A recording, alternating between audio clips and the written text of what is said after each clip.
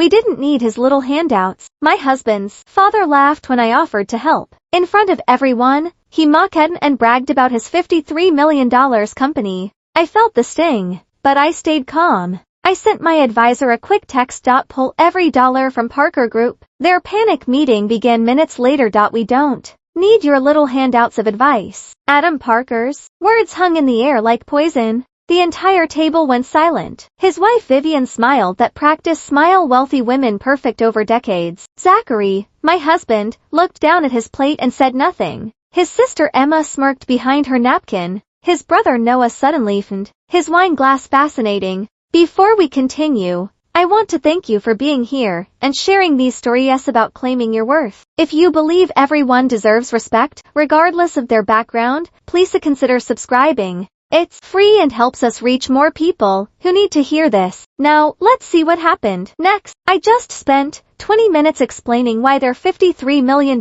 company was about to collapse. I'd shown them the numbers, the leverage ratios, the debt coverage that was trending toward disaster. It tried to help them, and Adam had laughed in my face. We have analysts from Wharton and Columbia, he continued, reaching for his wine, like this was all very amusing. We don't need your little handouts. I set down my fork carefully. My hands weren't shaking. That surprised me. I thought they would be. What Adam Parker didn't know, what none of them knew, was that I wasn't the poor girl from nowhere they'd been tolerating for 5 years. I was the invisible investor keeping their empire standing. Every loan, every credit facility, every dollar that kept their commercial properties afloat, it all traced back to me. $38 million of my money was holding up their $53 million empire, and I was about to pull every cent of it. I reached into my purse for my phone. Excuse me, I said quietly. I need to make a call. Adam looked pleased, like I'd finally learned my place. Of course, business calls, even for small consulting firms. I walked through their sprawling home,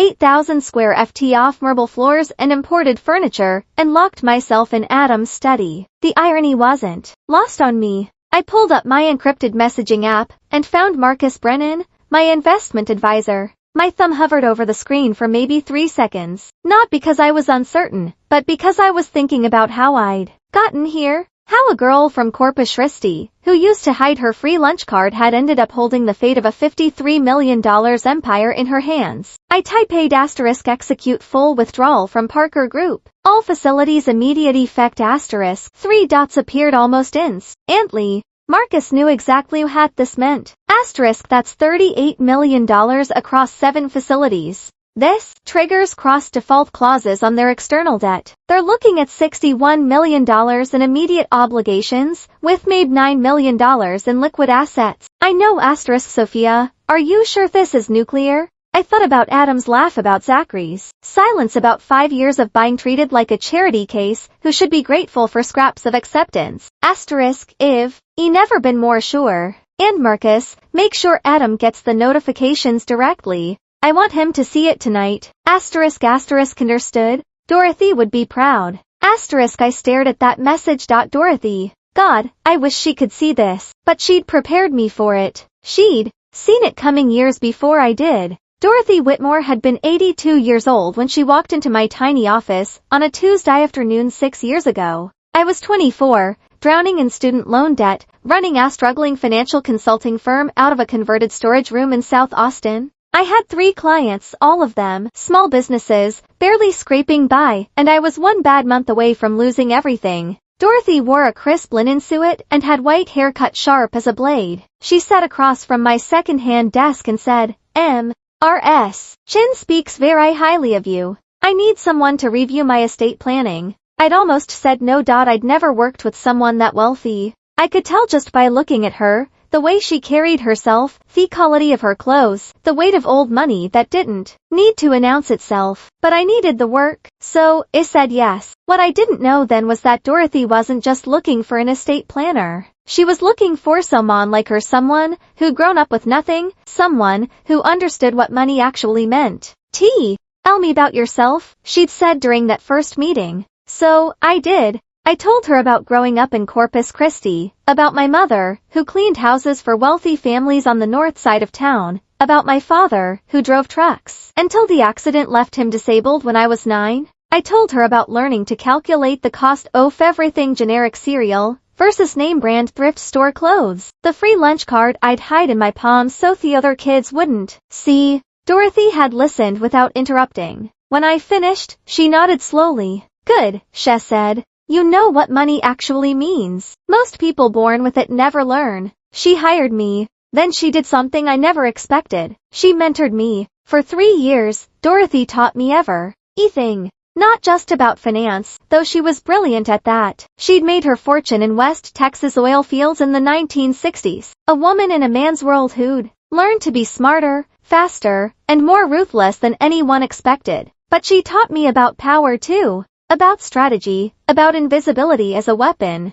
The most dangerous people in any room, she told me once, are the ones everyone underestimates. Learn to be underestimated, Sophia. Let them think you're small. Let them think you're insignificant. Then show them what it costs when they're wrong. I hadn't understood what she meant. Not really. Not until later. Dorothy died 3 years after we met. Pancreatic cancer, quick and brutal. She left me everything, $48 million in trusts and investment vehicles so complex that even forensic accountants couldn't trace them all back to me. She left me a handwritten note too, on her personal stationery. Asterisk, don't make my mistake. Don't spend your life proving you belong. Let them underestimate you, then show them what it costs. Sis, I'd cried when I read it. Not just because she was gone, but because I still didn't fully understand what she was trying to tell me. I understood now. I'd grown up in a neighborhood in Corpus Christi, where the paint peeled off houses like a sunburned skin,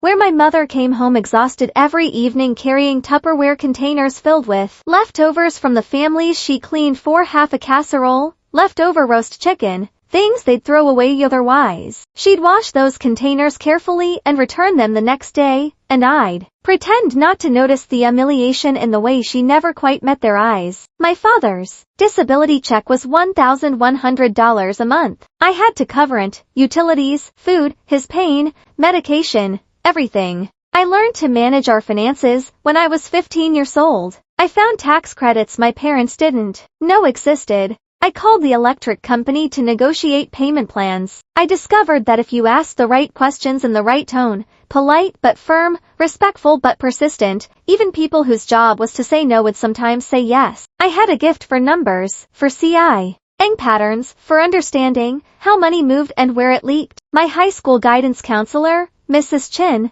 noticed. She called me into her office during my junior year and said, Sophia, you're too smart to stay stuck here. Have you thought about college? I hadn't. College was for other people. People whose parents could help with applications who didn't need to work 30 hours a week just to keep the lights on. But Mrs. Chin was relentless. He helped me apply to UT Austin. She helped me write scholarship essays, stayed late 3 nights a week to review them with me. When the acceptance letter came, full scholarship room and board included, I stood in our tiny kitchen and cried. Mama held me so tight I thought my ribs might crack. For the first time in my life, I felt like maybe I wasn't invisible. College was different. UT Austin was full of students who'd gone to private schools, whose parents were doctors and lawyers who talked casually about spring breaks in Cabo and summer internships arranged with a single phone call. I worked 3 part-time jobs. I studied in library bathrooms between shifts. I graduated with honors in finance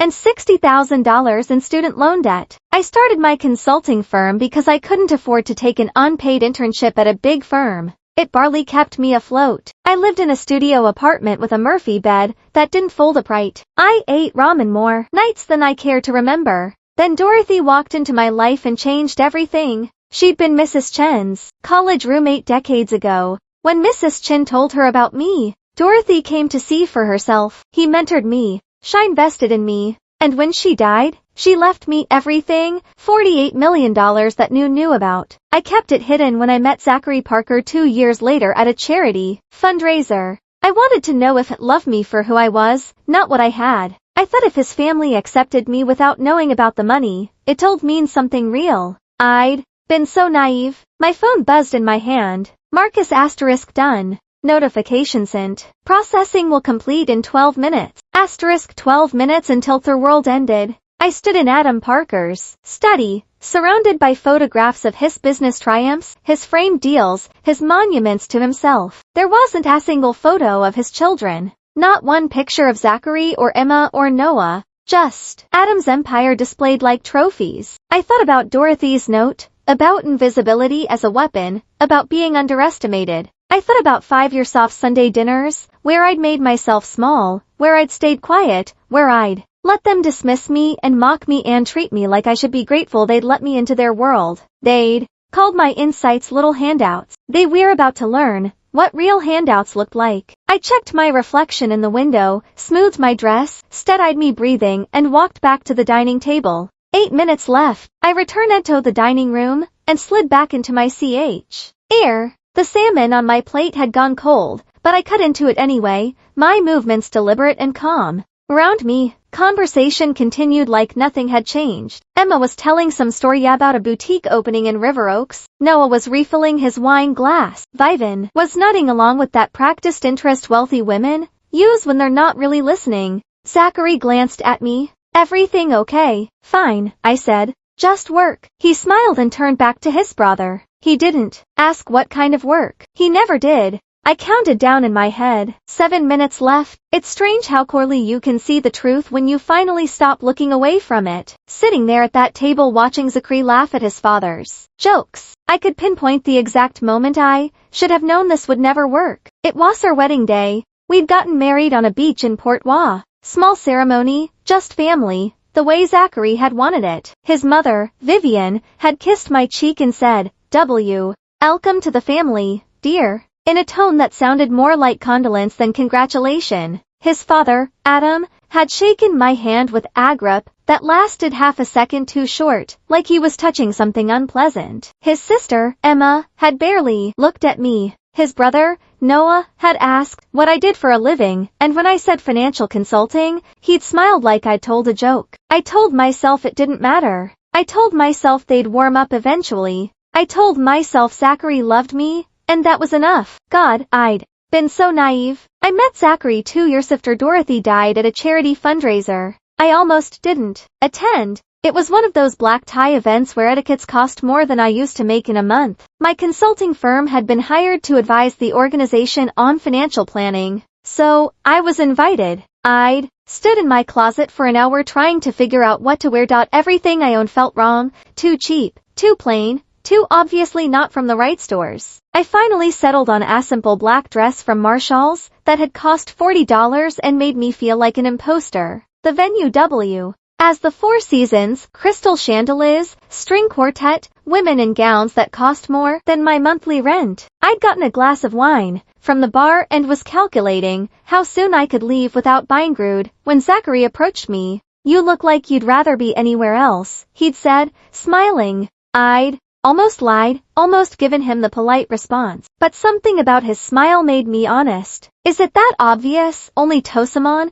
who feels the same way. He'd extended his hand. Zachary Parker. He was handsome, dark hair, easy smile, the kind of confidence that comes from never being told no. But he didn't seem to notice my cheap dress or my Target heels. He asked about my work. Actually, listen. When I talked about financial consulting, about helping small businesses manage cash flow and plan for growth, he laughed at my jokes. He told me his family owned a commercial real estate company, but he didn't brag about it. Kind, genuine, different from them and I usually met who wanted to know what I could do for them before they'd give me 5 minutes of their time. When he asked for my number, I gave it to him. When he called the next day, I said yes to dinner. I didn't know I was saying yes to 5 years of slow-motion heartbreak. The first year was perfect, or I thought it was. Zachary took me to nice restaurants, but never made me feel like I didn't belong there. He asked about my childhood. My parents seemed genuinely interested in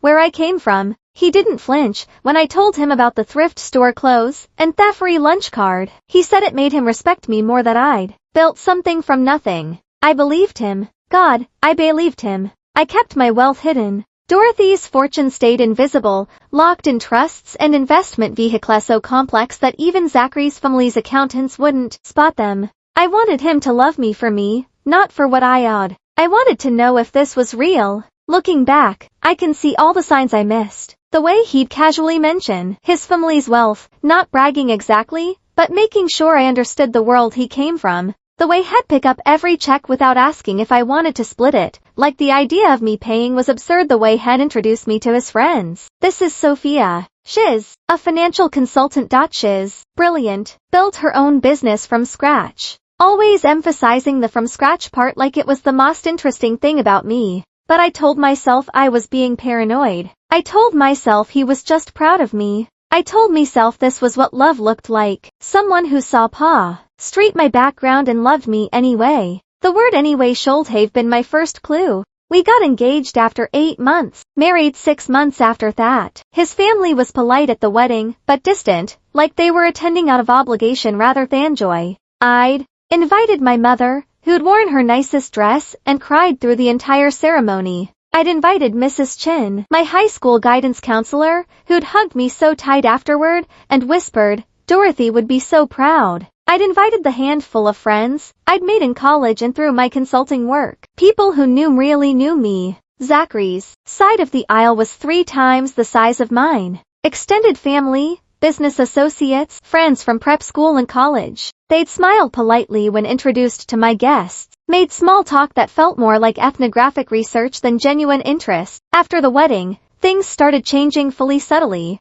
It wasn't dramatic. It was erosion. The way water wears down stones so gradually, you don't notice until there's a canyon. Zachary started mentioning how his father had built Parker Group from the ground up, how brilliant Adam was, how I could learn a lot from him. He suggested I stopped driving my 10-year-old Camry, said it didn't look professional, that his family could help me lease something nicer. I told him I liked my car. It had been my grandmother's, one of the few things I had left from her. He'd smiled indulgently and said, "Of course, but perception matters in business, sophomore." He started picking out my outfits for family dinners. Nothing cruel, just helpful suggestions that felt more like corrections. Maybe wear the blue dress instead of the black one. It's more cheerful. Those earrings are nice, but these would look better with that outfit. I told myself he was trying to help, that he knew his family better than I did. When I'd offer opinions about business or finance, my actual area of expertise, he'd smile and say, "You're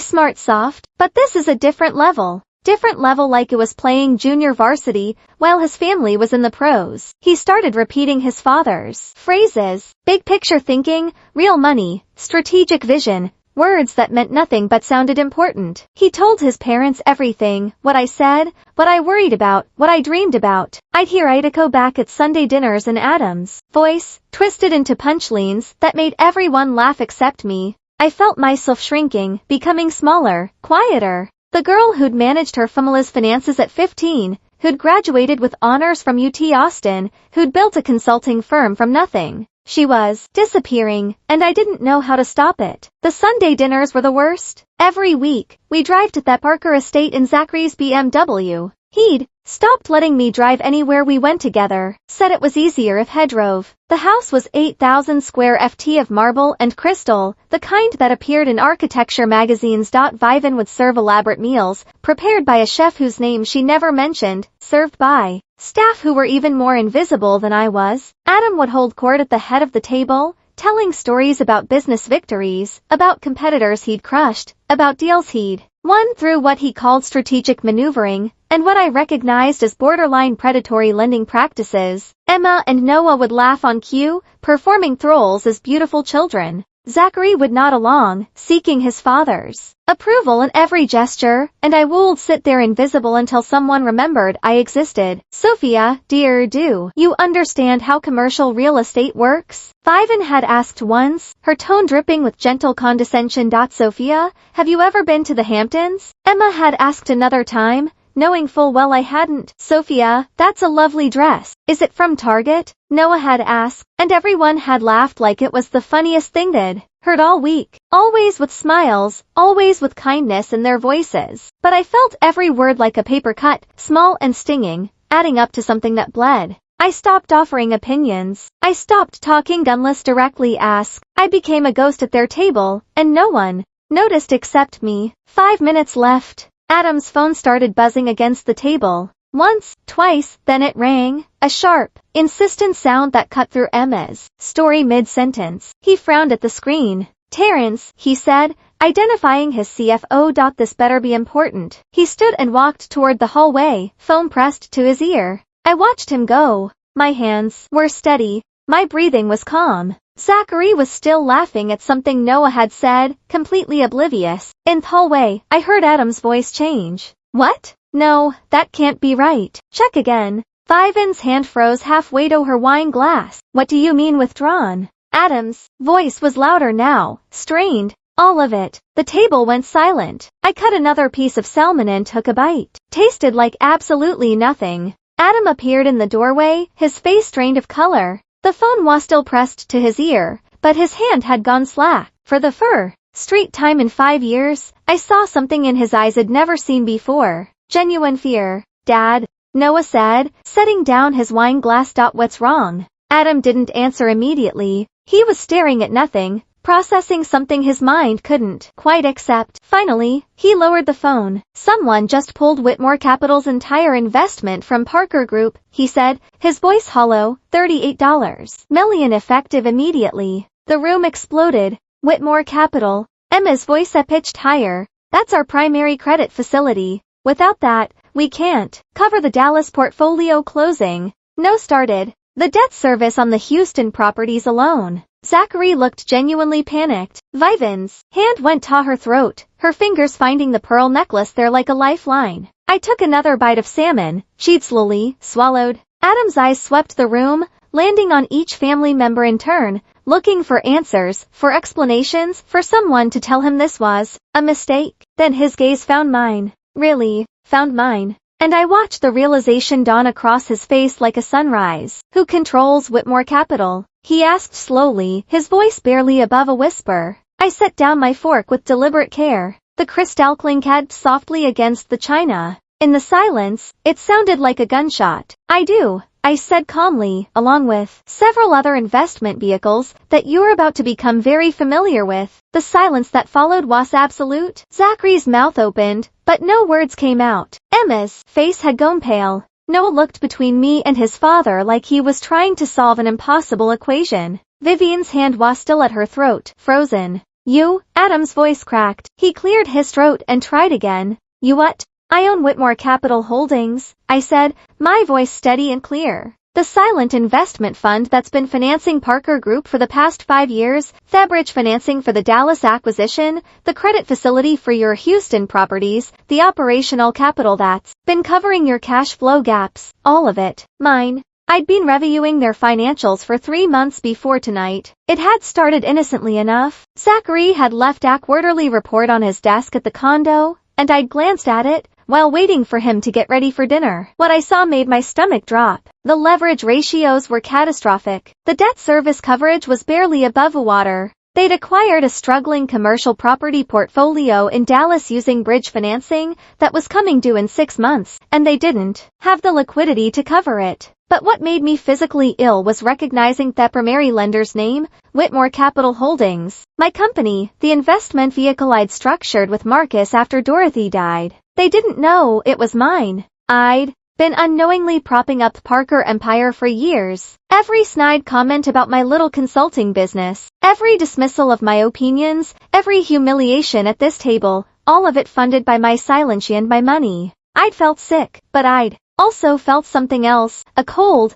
calculating curiosity. So, I dug deeper. I'd pulled records through Marcus. I'd analyzed cash flows and debt structures and corporate filings. What I found was worse than I'd imagined. Parker Group wasn't a $53 million empire. It was a house of cards, built on $38 million of my capital with another $23 million in external debt they were juggling desperately. Without my money, they were bankrupt. They just didn't know it yet. I told myself I was being paranoid. That surely if I showed them I understood their business, if I demonstrated my value, they'd finally respect me. So, tonight I'd brought printed analysis to dinner. I'd highlighted the critical points, prepared talking points, rehearsed how to present it without sounding condescending. My hands had shaken as I'd waited for the right moment. It had come during dessert when Adam was complaining about how hard it was to find competent financial advisors these days. Actually, I'd said, my voice smaller than I'd intended. I've been looking at the quarterly reports, and I think there might be some structural issues we should discuss. The table had gone silent. Zachary's face had flush-eddered. Sophia, he'd said quietly, a warning in his tone. But I kept going. I'd explained the leverage ratios, the debt coverage, the liquidity crisis brewing beneath their perfect facade. I tried to be helpful, not critical. I tried to show I understood. Adam had listened with an expression I couldn't read. Then he'd started laughing. That horrible dismissive laugh that made me feel 6 and tall. We don't need your little handouts of advice. Those words, God, those words, they'd hung in the air like poison. Adam had smiled at me like I was a child who'd said something unintentionally hilarious. The table had erupted in polite laughter. Emma covering her mouth, Noah grinning into his wine glass, Vivian offering that sympathetic smile I'd learned to hate, and Zachary had just looked down at his plate and said nothing. That silence had broken something in me, not dramatically, not with anger or tears or shouting cleanly, like a bone snapping. I'd looked around that table and finally seen the truth I'd been avoiding for 5 years. I would never be one of them. Not because I wasn't good enough, but because they needed me not to be. They needed someone to look down on, someone to make jokes about, someone who made them feel generous and enlightened for including her. That's when I'd excused myself and walked to Adam's study. That's when I'd sent the message to Marcus. And now sitting here watching them process what I'd done, I felt nothing. No satisfaction, no guilt, just a strange hollow calm. That's impossible, Adam said finally, his voice shaking. You're a small-time consultant. You don't have that kind of capital. I inherited $48 million 6 years ago, he interrupted, from my mentor, Dorothy Whitmore. Before I met Zachary, I kept it quiet because I wanted to know if your family would accept me without it. I looked around the table. Turns out the answer was no, Sophia. Zachary found his voice finally desperate and confused. Didn't understand. Why wouldn't you tell me? I'm your husband. Are you? I looked at him. Really? Looked at him. When's my mother's birthday, Zachary? Silence. What's the name of the hospice where my father died? You gave a speech at his funeral. A beautiful speech about family and loss. What was the hospice called? More silence. His face had gone white. My mother's name is Ratita. Her birthday is April the 7th. My father died at CSID Palliative Care 3 years ago. My voice was steady, almost gentle. You never remembered because you never cared enough to listen. None of you did. I stood up, my chair scraping against the marble floor. I pulled my wedding ring, the one Vivian had chosen because she deemed my taste a bit pedestrian, and set it on the white tablecloth beside my plate. For 5 years, I've sat at this table and made myself invisible, I said quietly. Listen to you mock my background, dismiss my opinions, treat me like a pretty case, who should be grateful you let me into your world. I've watched my husband choose your approval over my dignity again and again and again. Adam's phone started buzzing on the table. Emergency notifications, default alerts, the beginning of the end. You told me you don't need my little handouts, I said, meeting Adam's eyes. So, I'm taking them back. All of them. You have about 40 minutes before your emergency board meeting starts. I'd suggest you use that time wisely. Sophia, wait. Vivian stood up, her voice trembling. Please think about what you're doing. Think about your marriage, your future. I have been thinking about me future, I said. For 5 years, I've thought about how to earn your respect, your acceptance, your basic human decency. I'm done thinking about it. I'm done performing for people who will never see me as anything more than that poor girl who got lucky. I picked up my purse and walked toward the entry hall. Behind me, I heard chairs scraping, voices rising, Adam barking orders into his phone, Zachary calling my name. I didn't turn around. I walked out into the November night, got into my Camry, the one they'd always been embarrassed at, and drove away. My phone started ringing before I'd even reached the end of their street. I turned it off. The highway stretched out before me, empty and dark. I drove with the windows down, letting the November air wash over me. It smelled like skate and exhaust and freedom. My hands were steady on the wheel. My breathing was even. I wasn't crying. That surprised me most of all. I'd imagined this moment so many times, over the past 3 months since I'd first discovered that my money was propping up their empire. I'd imagined rage, tears, the satisfying rush off vindication. But sitting there in my grandmother's old Camry, driving away from the Parker estate, I felt none of those things. I just felt quiet. My phone lit up on the passenger seat. Zachary calling. I let it ring until it went to voicemail. Then it started again. Adam, this time, then Vivian, then Emma. I watched the screen light up over and over. A desperate chorus of names I didn't want to hear from. It turned the phone face down and kept driving. The apartment in Montrose was dark when I got home. I'd kept this place through the entire marriage. A modest 2-bedroom I'd rented before I met Zachary. He'd never understood why I needed it. We have the condo downtown, he'd said. Why pay rent on a place in never use? But I'd insisted. Called it my office space, my place to work when I needed quiet. The truth was simpler. I'd needed somewhere that was mine. Somewhere that had nothing to do with Parker's or their world, or the person I was becoming in their orbit. I unlocked the door and stepped inside. The air smelled stale. I'd only been here twice in the past month. I dropped my purse on the small dining table and walked to the window. The city spread out below. Not Stan's gleaming downtown towers, but the lived-in neighborhoods where real people made real lives. Bungalows with mismatched paint, corner stores with flickering neon signs. The kind of place I'd grown up in. I made tea because I didn't know what else to do. Stood in my tin kitchen waiting for the water to boil, staring at the chipped countertop I'd never bothered to replace. This apartment cost $800 a month. The Parker estate's property taxes were more than that per week. My phone buzzed with a text. I almost didn't look, but something made me check. Marcus, board meeting underway. It's bad. Do you want details? I stared at that message for a long moment. Did I want details? Did I want to know exactly how their world was ending? As I typed back, 3 dots appeared, then a wall of text. Emergency board meeting started at 10:47 p.m. All directors present plus legal counsel. CFO Taryn Walsh presented the situation. $38 million withdrawn from Whitmore Capital effective immediately. This triggers cross-default clauses on $23 million in external debt from 3 separate lenders. Total immediate obligations approximately $61 million. Current liquid assets $9.2 million. There. Exploring emergency financing options, but no bank will touch them with this debt-to-asset ratio. Unanimous vote to file Chapter 11 bankruptcy protection first thing Monday morning. Adam tried to block it. Was outvoted 6-1. I read it twice, then a third time. Chapter 11, bankruptcy. The word felt surreal. Another text from Marcus. Adam had personally guaranteed some of the corporate debt. If Parker Group goes down, he's personally liable for approximately $12 million. He could lose everything. The house, the cars, possibly even personal accounts, depending on how creditors pursue collection. I set the phone down, picked up my tea, took a sip, burned my tongue, everything. Adam Parker could lose everything. I waited for the satisfaction to come. The sense of justice served, the feeling that Dorothy would call righteous vindication. It didn't come. It just felt tired. My phone rang. Zachary again. This time I answered. Sophia. His voice was wrecked. Sophia, please, we need to talk. There's nothing to talk about. You just destroyed my family. No, I interrupted. I withdrew my investment from a company I had every legal right to exit. Your family destroyed themselves by building an empire on capital they didn't control. That's semantics. That's reality, Zachary. Your father built a $53 million company on $38 million of my money, and never bothered to diversify his funding sources. That's not my fault. That's his silence on the line. Then quieter.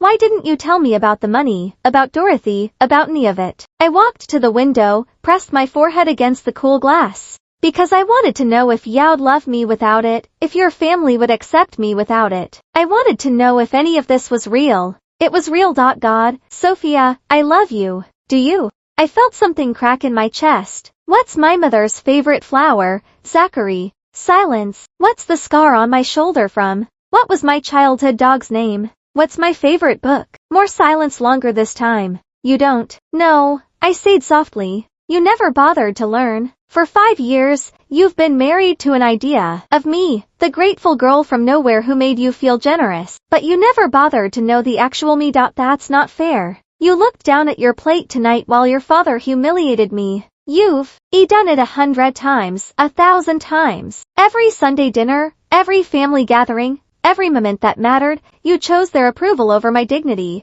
That's not love, Zachary. I don't know what it is, but it's not love. I heard him crying on the other end. Actual sobs. In 5 years off marriage, I'd never heard him cry. I'm sorry, he choked out. God, Sophia, I'm so sorry. I see it now. I see what we did. What I did. Please give him a chance to fix it. There's nothing to fix. I said, this is just the truth finally being visible. Your family's business is failing because it was built on borrowed ground. Our marriage is ending because it was built on borrowed respect. Neither of those things is my responsibility to save. What about the employees? His voice turned desperate, grasping. Parker Group has 73 employees, people with families, mortgages, kids in college. They're going to lose their jobs because of what you did. No, I cut them off. They're going to lose their jobs because your father mismanaged his company. Because he overleveraged high assets and undercapitalized his reserves. Because he built an empire on someone else's foundation and called it success. Don't you dare put that on me.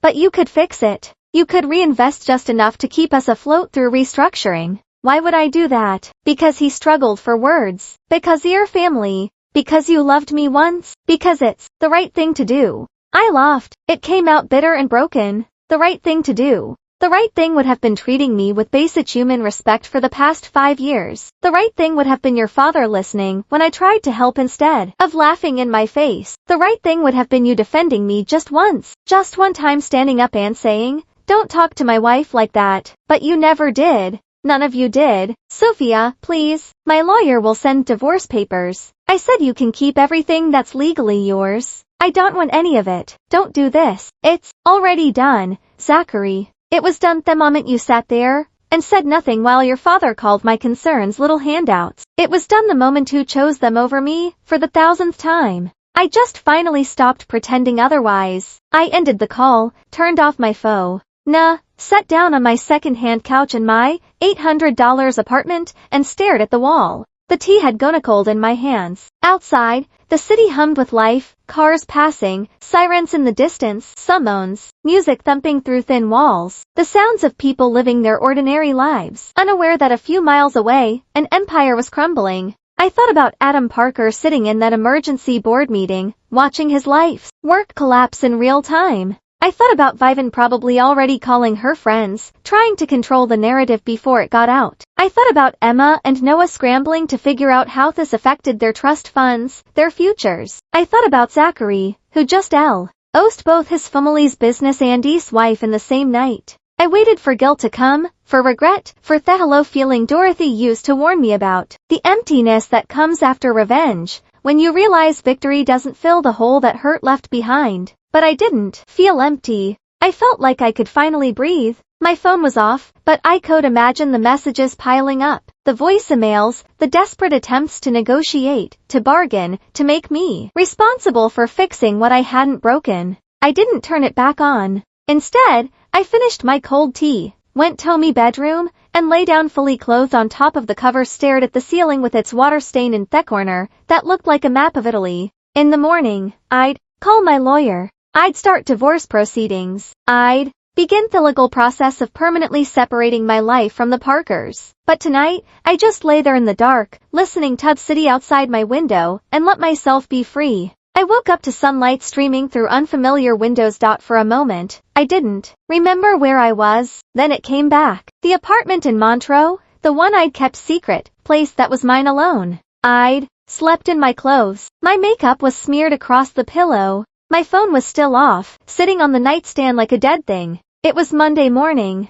The Parker Group would be filing for bankruptcy protection today. I got up, showered, changed into jeans and a sweater. Clothes I never wore to family dinners. Clothes that were comfortable instead of carefully chosen. I made coffee in my small kitchen, and stood at the window watching the neighborhood wake up. A man walking his dog. A woman in scrubs heading to her car for an early shift. Normal people living normal lives. I turned on my phone. 43 missed calls, 27 voicemails, 61 text messages. I didn't read them. Instead, I called Teresa Vince, the lawyer Dorothy had recommended to me years ago. Teresa specialized in high net worth divorces. Dorothy had introduced us at a lunch meeting 3 years before she died, saying simply, just in case you ever need her. Dorothy had seen this coming. Somehow she'd known. Teresa answered on the second ring. Sophia, I was wondering when you'd call. You heard. Honey, half of Houston has heard by now. Parker Group filing for bankruptcy makes the business section.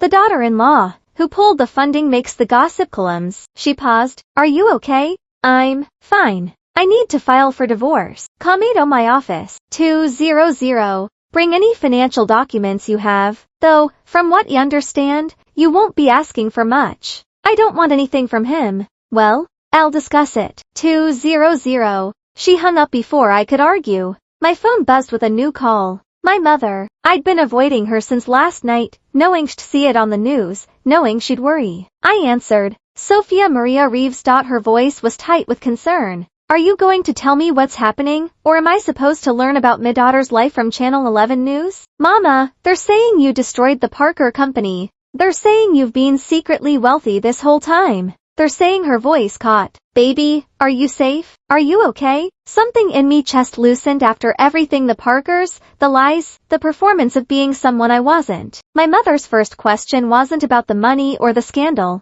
It was whether I was safe. I'm okay, Mama. I promise. Can I come over? I need to explain. You better. I'll make coffee. My mother's apartment was in the same complex where I'd grown up. Different unit, but the same peeling paint and chain link fences and smell of Simone's laundry detergent mixing with exhaust from the freeway. She opened the door before I could knock, pulled mine inside, wrapped her arms around me so tight I could barely breathe. Tell me, she said. So I did. I told her everything. About Dorothy, about the inheritance, about keeping it secret, about 5 years of Sunday dinners where I'd made myself smaller and smaller. About last night, about walking away. She listened without interrupting, the way she always had. When I finished, there was a long silence. Then she reached over and took my hand. Baby, why didn't you tell me about the money? You was afraid you'd see me differently, that you'd think I'd changed, that I wasn't your daughter anymore. Sophia. Her voice was firm. Money doesn't change who you are. It just shows people what they already were. You're still the girl who used to help me count change for groceries. You're still the daughter who called me every Sunday, even after you married into that fancy family. Nothing changes that. I destroyed their business. Mama. Good. She said it without hesitation. They had 5 years to treat you right. They chose not to. That's not your fault, baby. That's theirs. I felt tears coming and didn't stop them. My mother pulled me close again, and I cried into her shoulder, the way I hadn't since I was a child. What now? She asked finally. Divorce. Starting over. Building something that matters instead of propping up something that never valued me. She nodded. Your grandmother would be proud. My mama didn't take nothing from nobody neither. I laughed through the tears. Dorothy said the same thing. Smart woman that Dorothy. Mama stood up, pulled me toward the kitchen. Come on, you need to eat. You're too skinny.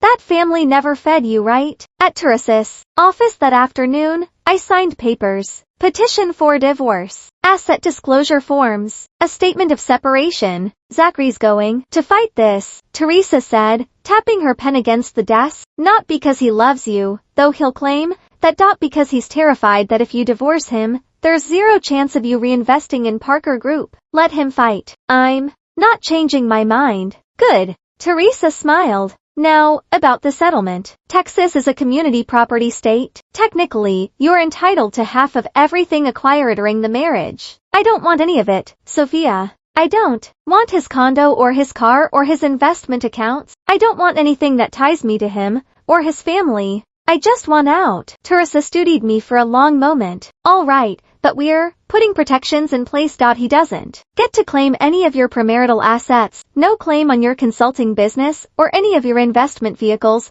and no future earnings. Whatever you build after this, he has zero stake in it. Fine. And one more thing. Teresa leaned forward. They're going to come after you. Not just legally, though Adam will probably try, but socially, they'll leak stories. They'll paint you as the villain, the manipulative gold digger, who conned their way into the family and destroyed them. Are you prepared for that? I thought about it, about the country club crowd, about the charity circuit, about all the people who'd smiled at me at events while wondering how someone like me had ended up with someone like Zachary. Let them talk, I said. And don't performing for people who were never going to accept me anyway. My phone rang as I was leaving Teresa's office, a number I didn't recognize. I almost didn't answer, but something made me pick up. Sophia Reeves. Yes, this is Jennifer Walsh with the Houston Chronicle. I'm writing a story about Parker Group's bankruptcy filing. I was hoping to get a comment from you about your decision to withdraw your investment. I stopped walking.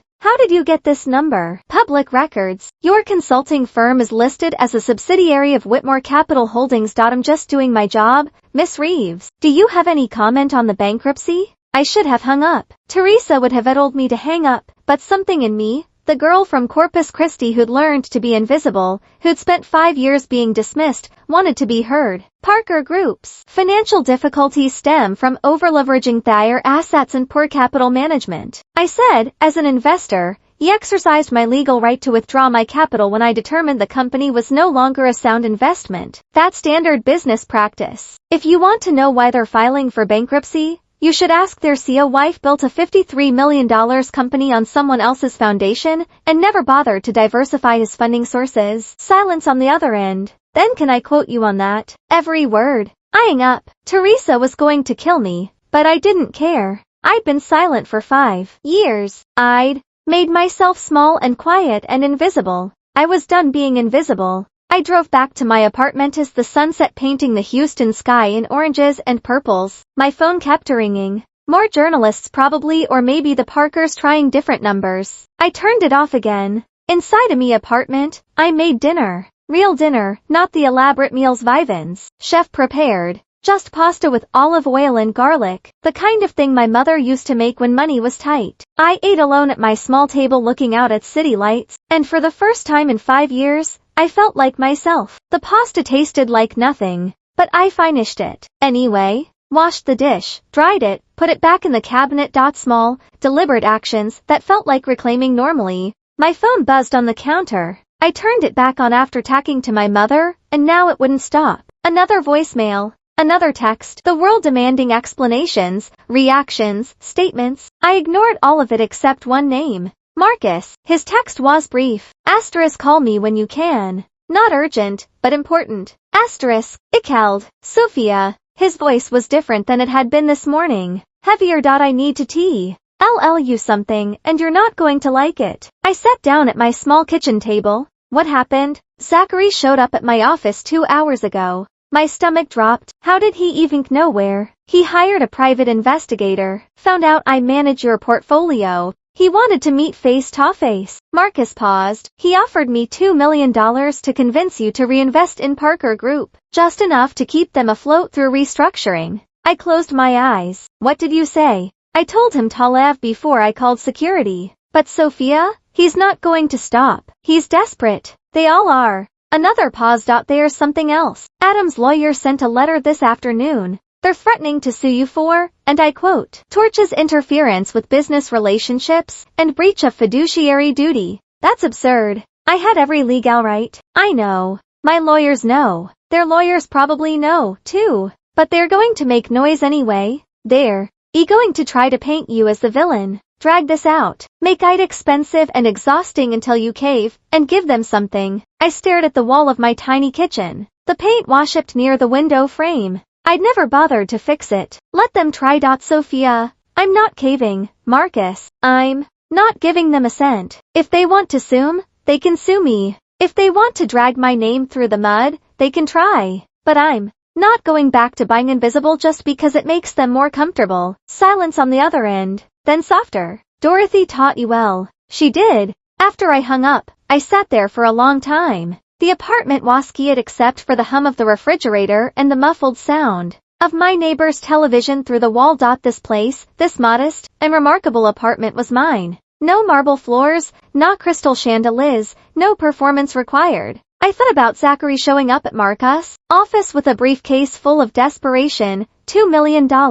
As if money could fix what had broken between us. As if the problem had ever been about money at all. The problem was that he'd never seen me. None of them had. My phone rang. A number I didn't recognize. Against my better judgment, I answered. Miss Reeves, a woman's voice, professional and clipped. This is Catherine Walsh with Houston Society magazine. We're running a feature on the Parker Group situation, and we'd Love to get your perspective. No comment. We've spoken with several sources close to the family. Have painted a rather unflattering picture of your actions. Don't you think you deserve a chance to tell your side? I almost hung up. Then I thought about 5 years of staying quiet, of making myself small, of letting them control the narrative. You want my side? I said, here it is. I was a silent investor, exercised my legal right to withdraw capital from a poorly managed company. If Parker Group can't survive without an investor, that's a structural problem, not a personal vendetta. And if your sources close to the family are calling me manipulative for keeping my wealth private, ask them why they assumed I had nothing in the first place. Ask them why they needed me to be poor to feel superior. I heard typing on the other end. Can I quote you? Every word. I hung up before she could ask anything else. Teresa was definitely going to kill me now, but something had shifted. I was tired of being quiet, tired of other people writing my story while I nodded and smiled and accepted their version of events. The next morning, I woke to find my quote had made it into the online edition of Houston Society. The article was surprisingly fair. They'd included statements from sources close to the Parker family calling me a gold digger and social climber, but they'd also included financial analysis showing that Parker Group had been overleveraged for years. The comments section was brutal. Half the people called me a heartless monster for destroying a family business. The other half called me a genius for exposing entitled rich people who'd built their empire on borrowed money. I read 3 comments and then closed the browser. Other people's opinions of me had controlled too much of my life already. My phone rang. Zachary. This time I answered. Sophia, please. Just 5 minutes face to face. That's all I'm asking. I should have said no, but something in his voice, not the desperation, but something underneath it made me hesitate. 1 coffee, I said. Public place, 30 minutes. Thank you. God. Thank you. This doesn't change anything. Zachary. I'm still filing for divorce. I'm still not reinvesting. If you want to talk, we can talk. Once we met at a coffee shop in Montreux, the kind of place the Parkers would never set foot in. Mismatched furniture, local art on the walls, a menu board with presses and chalk. Zachary looked terrible when he walked in.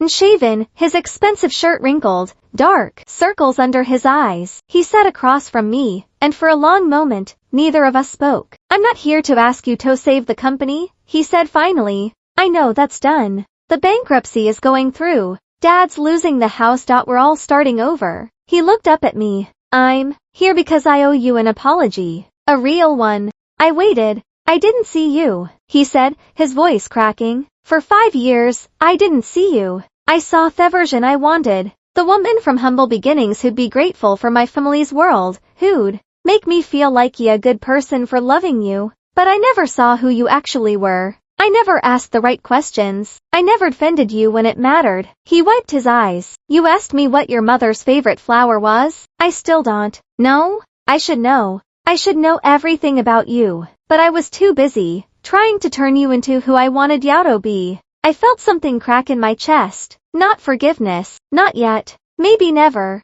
But recognition. This was real. This was the man I thought I was marrying before his family got to him. Before he chose them over me again and again. Thank you for saying that, I said quietly. I think it's the most honest you've ever been with me. Does it change anything? I shook my head. I can't unlie 5 years of being invisible. I can't unveil what it was like to sit at that table and have your father mock you while you said nothing. The damage is done, Zachary. He nodded slowly. I know. I wanted you to know that I see it now. I see what I did, what we all did. We sat there for a while longer. 2 people had been married for 5 years and had somehow never really known each other at all. For what it's worth, he said as he stood to leave, I think Dorothy would be proud of you. Not for destroying us, though we probably deserved it, but for refusing to disappear, for claiming your worth, even when it cost you everything. After he left, I sat alone with my coffee going cold, watching people come and go.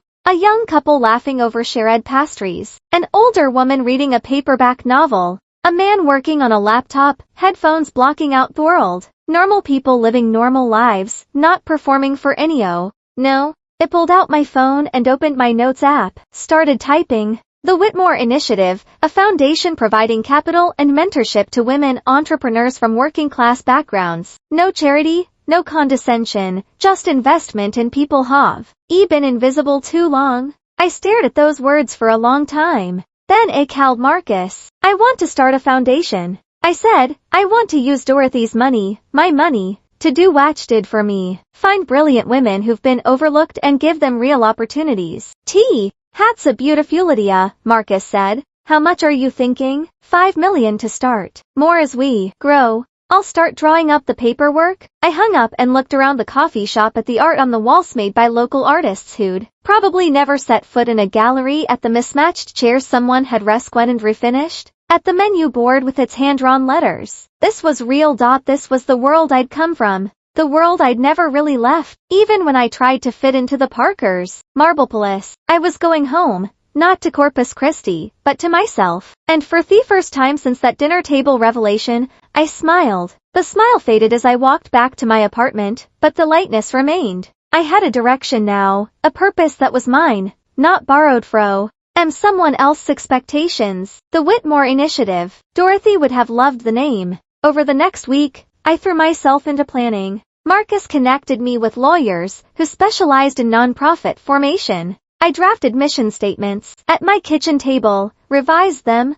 again. I wanted the language to be perfect, not corporate speak, but something that would resonate with women like me, women who'd been told they weren't enough. The divorce papers were filed on a Thursday. Teresa called me that afternoon with an edge in her voice. Zachary's fighting it. On what grounds? He's not contesting the divorce itself, but he's making it complicated. His lawyer is asking for extensions, requesting additional financial disclosures, demanding mediation sessions. She paused. Sophia, he's stalling. And I think I know why.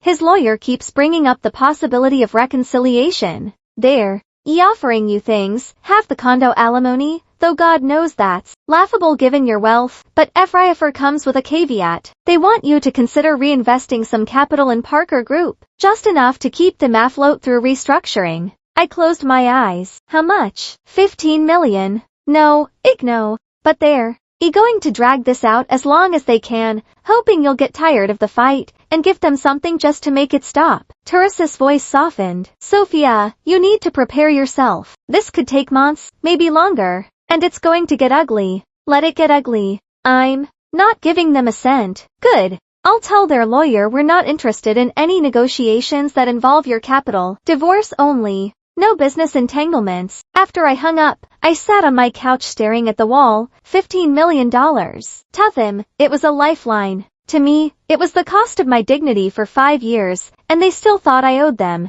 My phone buzzed. A text from an unknown number. This is We need to talk. I should have deleted it. Should have blocked the number. Instead, I typed, no, we don't. 3 dots appeared. Then, asterisk, you're destroying my family. My parents might lose their home. My father worked his entire life to build that company. You're throwing it away out of spite. I stared at those words. The entitlement, the complete inability to see that they'd done this to themselves. I typed back asterisk, your father built this company on my capital and never bothered to tell me. He dismissed my warnings about the structural problems. He mocked me at his dinner table while you all laugh. I don't owe your family anything. If you're looking for someone to blame, look at your father, not at me. I blocked the number before she could respond. 2 days later, Zachary showed up at my apartment. It was late, past 1:1. I looked through the peephole and almost didn't open the door. He looked terrible, unshaven, his expensive suit wrinkled like he'd slept in it. Dark circles under his eyes that spoke of sleepless nights and desperation.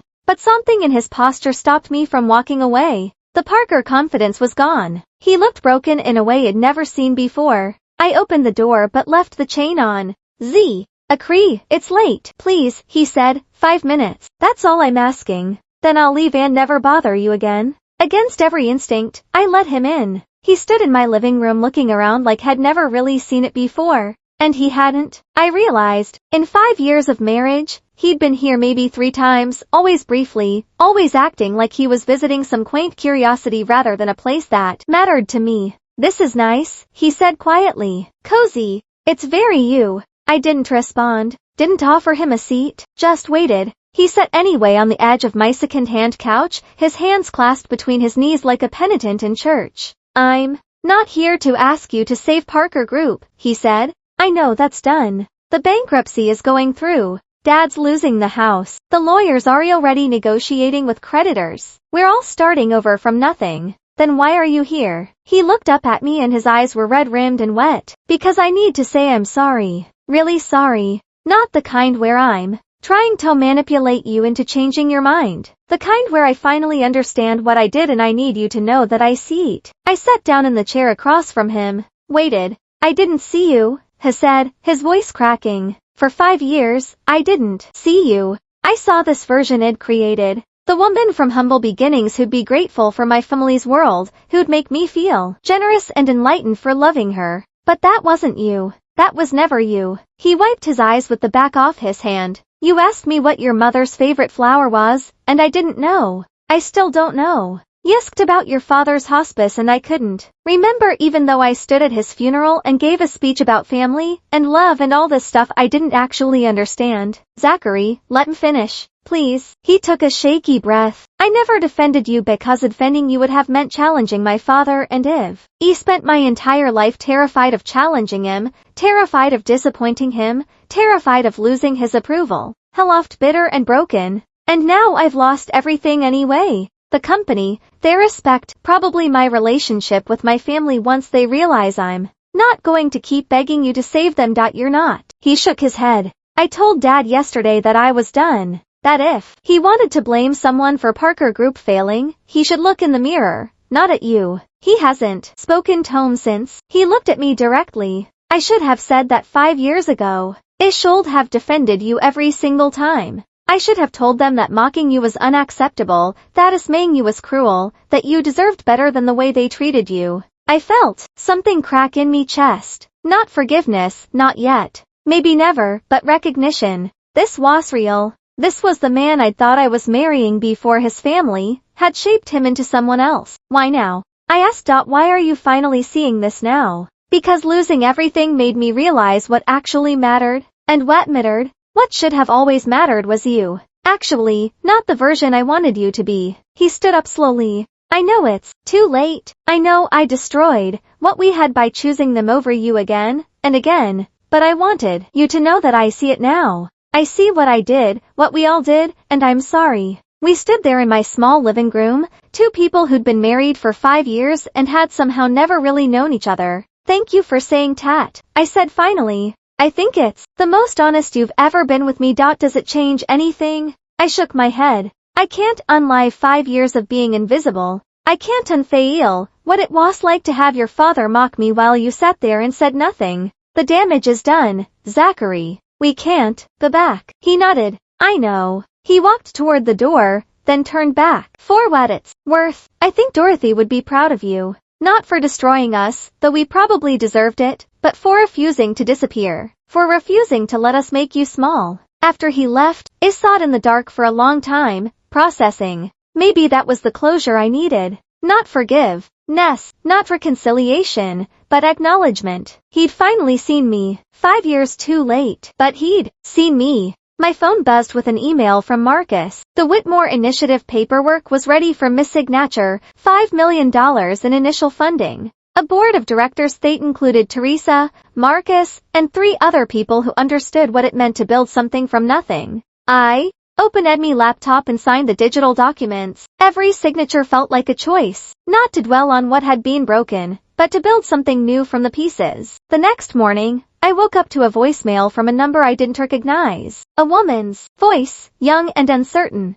Miss Reeves, my name is Mu Cortez. I saw an article about the Whitmore Initiative, and I have a business plan for a financial literacy program for low-income communities. I've been turned down by 17 investors, but I thought maybe I don't know. Maybe you'd willing to look at it. I saved the voicemail, called her back within an hour. Maya, I said when she answered, breathless and hopeful. Tell me about your program. And just like that, the foundation I'd imagined started becoming real. Maya talked for 45 minutes straight, barely pausing for breath. Her business plan was meticulous financial projections, market analysis, implementation timelines. But what struck me wasn't the spreadsheets. It was the passion in her voice when she talked about the families she wanted to help. My mom still keeps her cash in a coffee can in the freezer. She said she doesn't trust banks, doesn't understand how credit works. When my abuela got sick and the hospital bills came, my mom tried to negotiate with a check cashing place that charged 30% interest because they didn't know there were other options. I knew that story.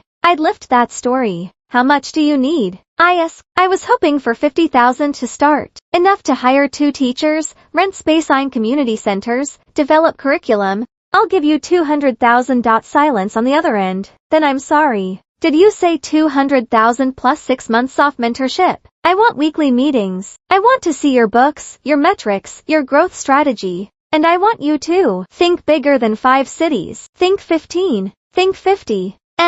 Reeves, I don't know what to say. Say yes and call me Sophia. 6 months later, I stood in a renovated warehouse on Austin's east side, watching Maya present to a room full of women I'd never met, but already understood. The space had been a textile factory in the 1950s, then sat abandoned for 30 years before I bought it. Marcus had questioned the purchase. It's going to cost $500,000 to renovate. But the moment I'd walked through those huge industrial doors, I'd known it was perfect. Exposed brick walls, high ceilings with original wooden beams, floor-to-ceiling windows that let in Texas sunlight. We'd kept the character, but added modern touches. Sleek desks, fast internet, a kitchen that actually worked. But the most important part wasn't the building. It was the women filling it. 23 of them on opening day. All from backgrounds like mine. Women who'd grown up counting pennies, who'd fought for every scholarship and every opportunity, who'd been told they weren't enough because they didn't have the right last name or the right connections. Women who were brilliant and driven and tired of being invisible.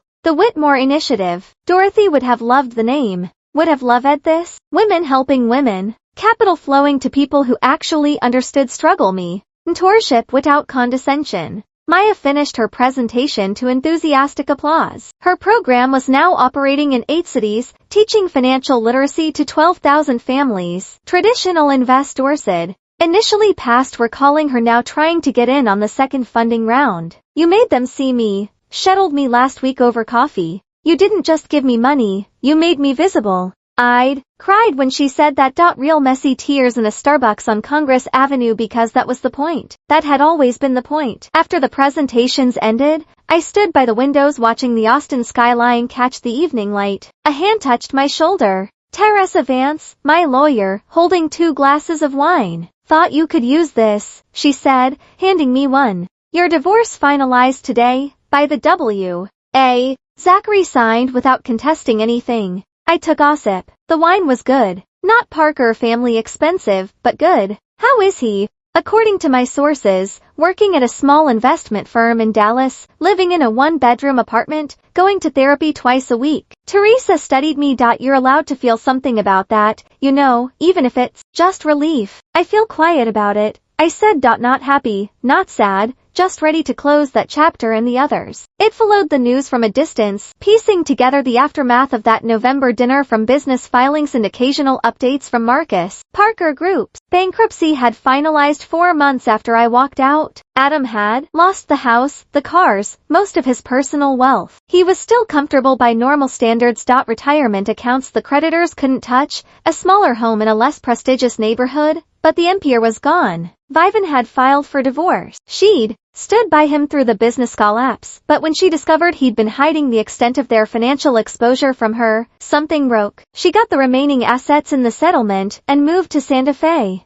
I'd heard she was teaching yoga now. Awful things. Emma and Noah both found jobs at other commercial real estate firms, starting at the bottom, learning who had it meant to work without their father's name as a shield. And Zachary sent me updates occasionally. Short messages I rarely responded to. He gotten a job at a small investment firm. He was in therapy. He was trying to understand how he'd become someone he didn't recognize. I appreciated the updates, but I never responded with more than glad you're doing better. That door was closed. I don't think about them much anymore. I told Teresa honestly. Sometimes I wonder if Adam learned anything, if any of them did, but mostly I'm just busy building this. She raised her glass to building something that matters. We clinked glasses and drank. The next 2 years blurred together in the best way. The Whitmore Initiative grew faster than I'd imagined. 50 women funded, then 100, then 200. We expanded to Dallas, to San Antonio, to Houston.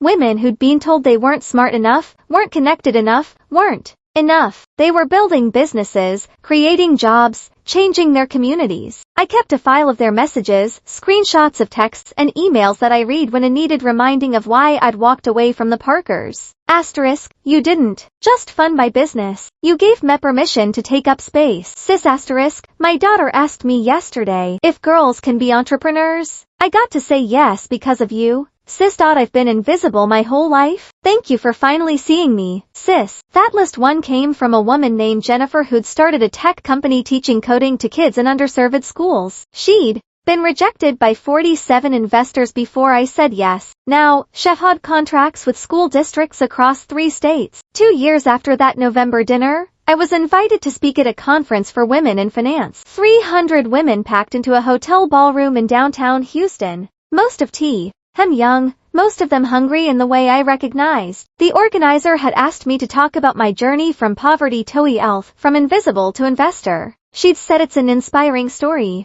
But standing on that stage looking out at all those faces, I realized I didn't want to tell an inspiring story. I wanted to tell a true one. I spent 5 years of my life trying to earn respect from people who decided I didn't deserve it. I said, I made myself smaller, quieter, less visible. I thought if I could just prove I was smart enough, valuable enough, worthy enough, they'd finally see me. I paused, letting that sink in. But that's not how respect works. Respect isn't earned from people who've already decided you don't matter. It's claimed by refusing to accept their verdict. I told them about Dorothy, about the inheritance, about Parkers and their Sunday dinners. And the moment I finally stopped performing, people think the revenge was destroying their business. I said, it wasn't. The revenge was in refusing to stay invisible, in building something that mattered to me, instead of propping up something that would never value me, in choosing myself when everyone else expected me to choose them. The applause was thunderous, but what mattered more were the women who found me afterward, who said,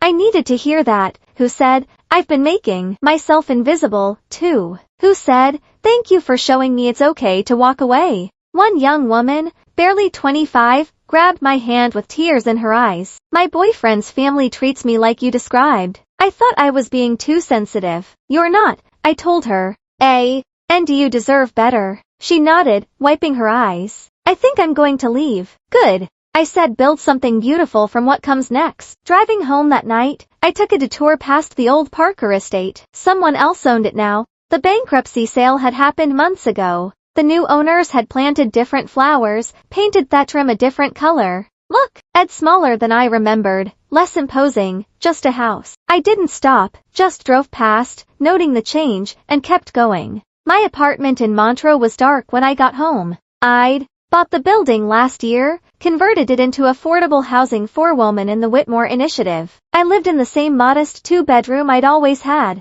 My mother thought I was crazy. You have millions of dollars and you live like a college student, she'd said last week. I live like myself, it corrected her. I made tea, sat by the window, watched the city lights spread out below me. Somewhere out there, Maya was probably still working on her financial literacy program. Jennifer was probably coding late into the night. 200 women were building businesses, raising families, taking up space in a world that had tried to make them small. And somewhere, maybe a young woman was sitting at a dinner table, being dismissed by people who thought they were better than her. Maybe she'd stay silent. Maybe she'd make herself small. Or maybe, just maybe, she'd remember that her worth wasn't determined by who saw it. Maybe she'd be brave enough to claim it, even when it cost everything. Because some foundations are meant to fall, and some women are meant to build something better from the rubble. I'd built mine, and I'd never been more visible or more free in my life. This story of standing up for yourself had you holding your breath. Smash that like button right now. My favorite part was when Sophia calmly sent that text message knowing their entire empire would crumble in 12 minutes. What was your favorite moment? Drop it in the comments below. Don't miss more powerful stories like this. Subscribe and hit that notification bell so you never miss an upload.